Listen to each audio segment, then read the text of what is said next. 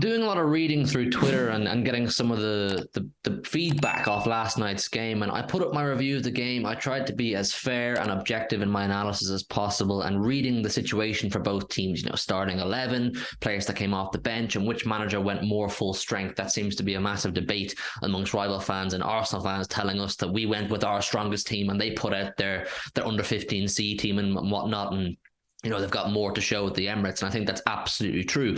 But I think there's plenty of people out there being totally unfair in their assessment. I've seen a lot of people saying, I've seen enough to know what's going to happen on February 15th. Who are you? That's so raving. You can see into the future. You know exactly what's going to happen. Tell me the result, please. Because I think people are being a little bit unfair and hypercritical of Manchester City.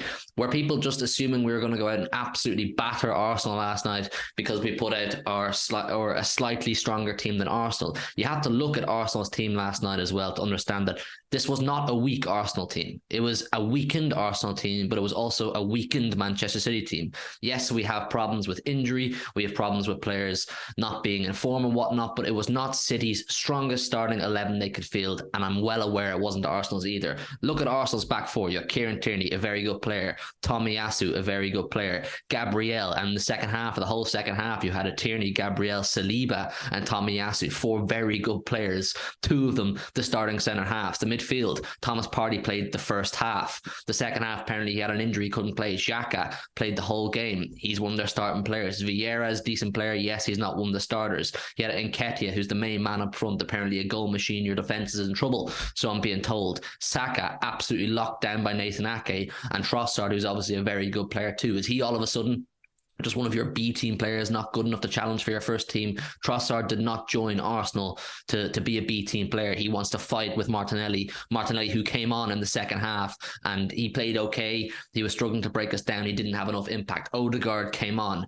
Who else came on? Let's look. So you had Saliba, Lokonga, obviously waste time. Martinelli, Zinchenko came on, and Odegaard, like I already said. Arsenal, they did go for it. Arsenal did go for it in the last 20 minutes. Let's not beat around the bush. But from a Manchester City perspective, which is where I feel people are being overly critical, is that was not City's strongest 11. People seem to be taking my words as this is exactly the way it should be when I said that some players are showing more determination than others. But I would like to think that when our injured players and out of form players come back to fitness and start to show more form, which they will, these players are too good to stay out of form forever. I mean, look at City's bench last night. You've got Walker, Diaz, Phillips, Cancelo, Laporte, Alvarez, Bernardo, Ederson, Palmer. Walker, Diaz, Cancelo, Laporte, and Bernardo, when they're fit and in form, all walk into our starting 11. People saying Bernardo has looked poor this season. I'm with you. For the most part, I believe he has not been at his best, but he came on last night and showed me something. Maybe people didn't read into it enough, or people just thought the game was dead by that point, but Bernardo showed me something. He showed energy. He wanted to see out the game. He was retaining the ball. He was doing what he needed to do. I believe he will up levels. Phil Foden was not even in the matchday squad due to injury. He will come back. There's no denying when Phil Foden is on form, he is in that starting 11 hands down. As much as I love Jack Grealish, as much as I love Riyad Mahrez, Phil Foden has to play on one of those wings when he's playing at his best. This was not City's strongest team by any means. Now, if you look at City's starting 11, you had an 18-year-old Enrico Lewis, someone, yes, I have been ranting and raving about saying he's the next big thing, he's going to be a success, he is a success so far, yes, but he's still an 18-year-old. People forget very quickly that he turned 18 3 months ago, and you expect him to just be part of City's strongest 11 ahead of Kyle Walker. Rico Lewis is there right now because he's shown more fitness-wise and probably slightly more determination than Kyle Walker, but Kyle Walker is a top player who I have no doubt will come back and show the determination. Came on last night, similar to Bernardo, did what he needed to do, saw out the game. You had Akanji and Ake, both did very good jobs last night, but neither of them are good enough with progressing with the ball, transitional play, first phase to final phase. They're not quick enough. They don't have the ball playing capacity, the ability, whatever you want to say. Laporte came on, he added that to our game in the second half. He was making those penetrating passes in between the lines, playing it to Rodri, snappier and quicker. People really are too quick to just assume that City went all for broke last night, and you're also too quick to assume that the City players were fully emotionally invested in this game to the level they would be when we get to the Emirates. I really cannot understand people saying, I've seen enough after 45 minutes, I've seen enough after 90 minutes to know what's going to happen in the Emirates on February 15th. It's a cup game versus a league game.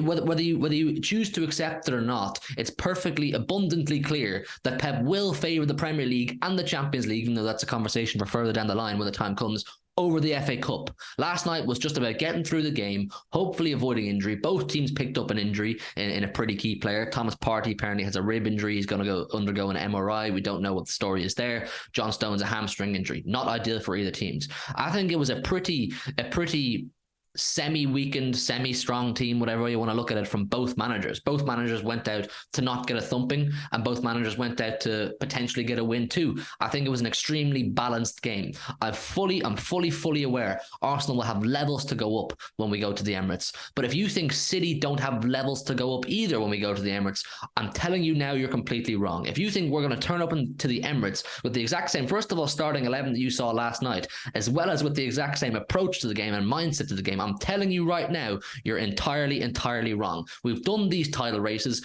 We know what these big games mean. When you go to an away game against a team that you're competing with for the league, or a really big away game, or a home game, just these title races in general, we know how to approach these games. Arsenal don't. So telling me Arsenal have something for us when we come to the Emirates, they've never shown us this something. They've done very good when it doesn't particularly matter massively. You've won nothing in the first half of the season. You haven't won the Premier League yet.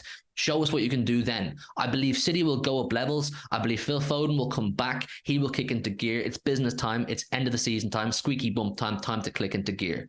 I think you'll see Walker hopefully find new form. I'd like to think you'll see Cancelo find new form, and I'm fully convinced Bernardo will find the form that he needs to find once again. We saw enough of it last night. So keep it calm. Take it handy. Don't take last night as an exact carbon copy of what you're going to see from Manchester City. Both teams are going to have to come in with a different mindset to the game at the Emirates. We'll just have to see how it pans out. Listen to your heart. Tell me who you want to be. We can always start to believe. Listen to your heart. Tell me that you